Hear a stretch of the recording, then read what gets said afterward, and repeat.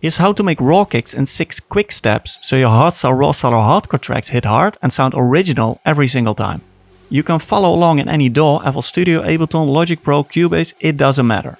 I'll be using FL Studio, but everything I show works everywhere. So what is a raw kick? Raw kicks are mid-heavy distorted drums with a dark, powerful sound and a strong punch.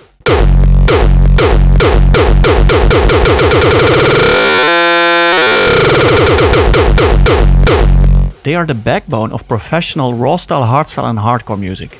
Without them, your track can feel flat or misplaced. Now I'm going to show strategies you probably haven't seen before. They can completely refresh your kicks and take them to pro level. So don't skip a second unless you want people to skip your tracks. We're talking full force kicks that stand out in any aggressive EDM. By the end of this video, you'll know exactly how to take a single distorted kick and turn it into a powerful layered monster. And focus on the concepts, not just the sounds and settings. This is only one method, my method, but is extremely effective. Now here's an example I dug up from my huge pile of projects. Not sure exactly when I made this one. It's not perfect, but let's break down how to build these kicks in 6 easy steps. Step 1. Build a raw kick. You can start with samples, but most of them are overused or don't hit hard enough. Creating your own kick ensures it's original, powerful and fits your style perfectly. The key here is building the character with midtones and distortion. Just like this. To achieve this, start with a clean drum-like signal. Then process it on the mixer with effects, like distortion, EQ and reverb. There are endless ways to get stuck at this stage. Messing around with distortions and plugins can take months if not years to get good results. That's why I made this kick project available again for download. You can now get it via the link in the description. It will save you a ton of time. But if you want to build kicks from scratch, check the many hardstyle and rawstyle tutorials on Screech House, so we can keep it short here. Either way, make sure you have a raw distorted kick first. This is your foundation. From it, we'll create different kick elements, such as the tail, talk and tick. Think of it like giving your kick its personality. It needs to stand out. Step 2. Sample the raw kick. Once you have your raw kick, record it and save it as a sample. Make it 2 to 4 beats long. This gives you room to tweak it later. Clean up the sample, get rid of clicks, silences and any leftover noise. Normalize it, add a short fade out and save it in your kick folder with a clear name, like tail. Next, create the other kick elements, the talk, the tick and the 909. For the talk, clone the tail, keep only the first 100 to 200 milliseconds and delete everything else. Fade out the end and save it as talk. This is the punchy part of the kick. For the tick, clone the tail again, but this time keep only 10 to 40 milliseconds. Fade out the end and save it as tick. This is a snappy click that cuts through in the mix. And for the 909, disable all mixer effects and only record the clean signal for about 200 milliseconds. Tighten it up, fade out and normalize. Then save it as 909. It's not a real 909, but a substitute. It gives your kick that clean, low-end oomph and pressure. By now you should have 4 elements. The tail, talk, tick and 909. All from one distorted kick. A small tip, once you have these elements, you can reuse them for multiple kicks. You're essentially building your own mini library of custom sounds. Step 3. Layer the raw kick. Now add all kick samples to a new project and create a layering. Layering means stacking multiple sounds. Each sound has a specific role and works together to create a complete, well-rounded kick.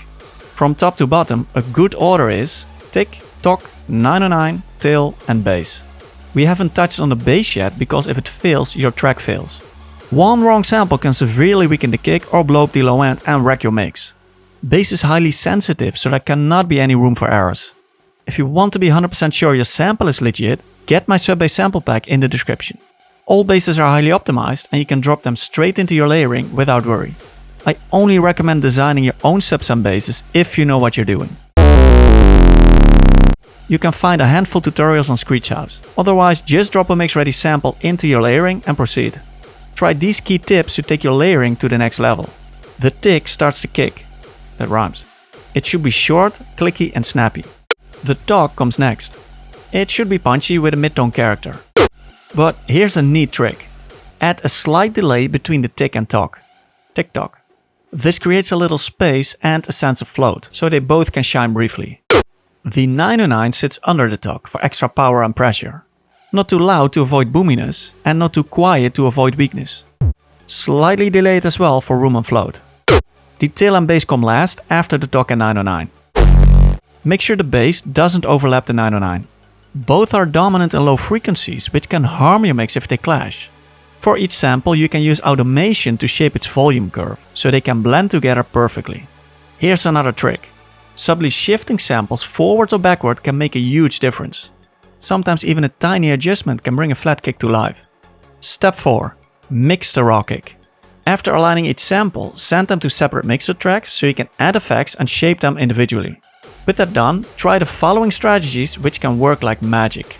For the tick, remove the low frequencies and boost the highs to make it snappier and more open.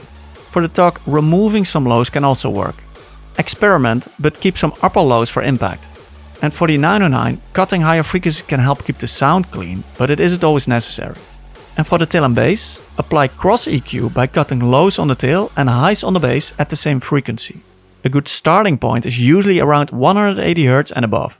If you want really tight results, try using a linear phase EQ. It avoids phase smearing, but don't worry too much if it's too technical for now.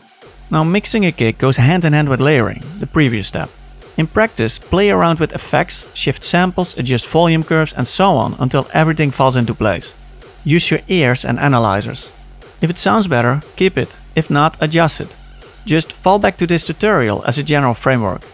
Step 5. Finalize the raw kick. Route all occupied mixer tracks to a single track for final processing. You can apply EQ, limiting or any other effects. Limiting and maximizing the raw kick is the minimum you should do to make it sit loud and tight in the mix. When you're satisfied with the result, record a 2-beat sample of your finished kick, clean it up, normalize it and add a fade out. The final recording should look tight and centered, matching the standard for professional Rawstyle and Hardstyle kicks. Lastly, save the sample, give it a clear name and your raw kick is ready to use. Step 6. Test the raw kick. Now drop the kick into a track or snippet and match its volume and placement in the mix. Then dare to hit the play button and test it.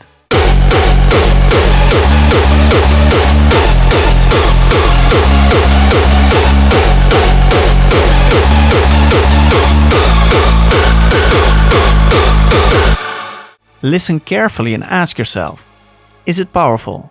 Is it distorted enough? Does the punch hit? Does the click cut through? Are the lows and highs balanced? And how does it compare to professional kicks? If something feels off, tweak the individual elements, save and test again. Once it's spot on, your kick is then set to dominate any track. And you're done. Don't miss the raw kick project and sub-bass samples in the description. They'll put you ahead fast and save you big time. I don't know how long these samples will stay online, so if you want them, grab them now.